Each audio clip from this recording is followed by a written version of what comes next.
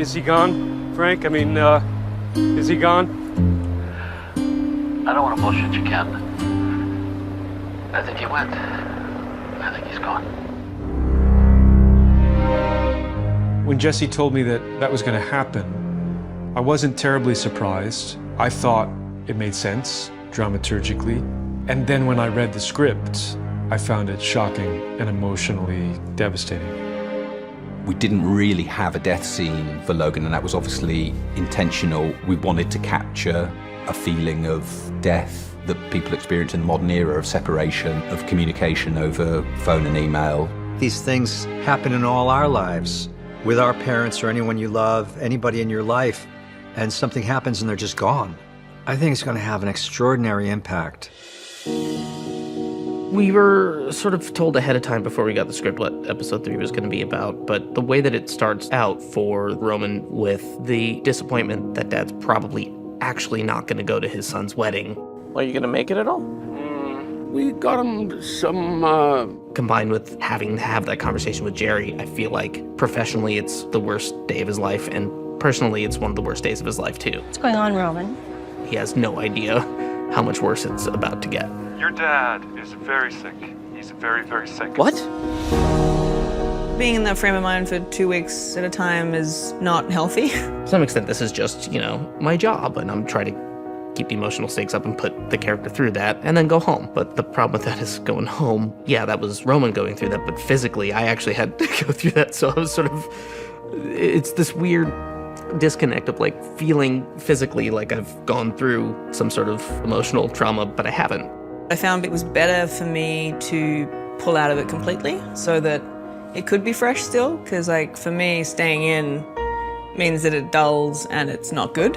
You are trying to live with and embody the death of a parent. It was hard. One of the things about this show, time and time again, I'll be given something that I think this is the limit of what I'm capable of as an actor.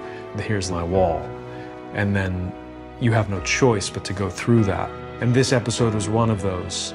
Con. Did you take care of that for Con, us? Yeah. it's serious. Come here. I was taught a long time ago that you just have to accept the fact that your performance is going to come from all the other characters around you. If you're just open to what is going on.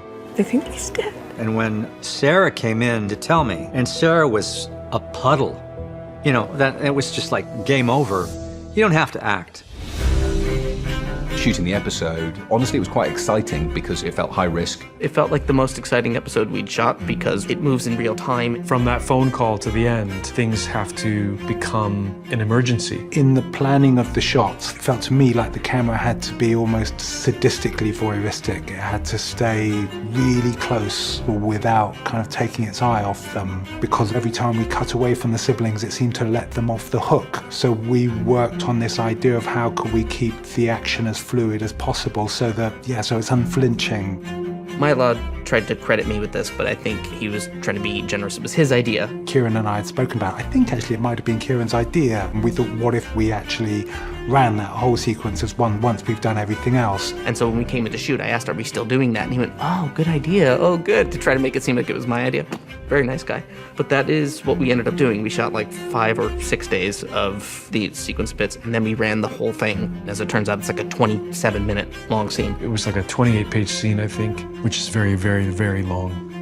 On a movie, you'll shoot a 2-page scene in a day. And we shoot on film, so that meant we can only shoot for 10 minutes, and then the camera needs to be physically reloaded with the new roll of film. So the camera operators worked on this idea of basically hiding rolls of film around the set and hiding a third camera body, doing super fast reloads so that one camera would always be running so they wouldn't have to reload at the same time. It was us doing a one-act play on a boat in several rooms with background actors, with lighting everywhere with 3 cameras, and it was unlike anything I'd ever done before, and it was extremely exciting. We just did the one. And I think a massive percentage of that ended up being in the final cut. I think today's the day. Suddenly, episode 3, he's gone. And when you've removed that one element, you're going, well, where's the conflict? The idea of it not happening at the end of the season, but happening in an early or mid-season episode. You take all the places you'd expect such a kind of humongous event and play the exact opposite of that. And I thought that was just a brilliant, brilliant idea. There's a couple of sort of factors that play into where Logan's death falls in our narrative trajectory. One is a sort of base one of like, oh, maybe it'll surprise people.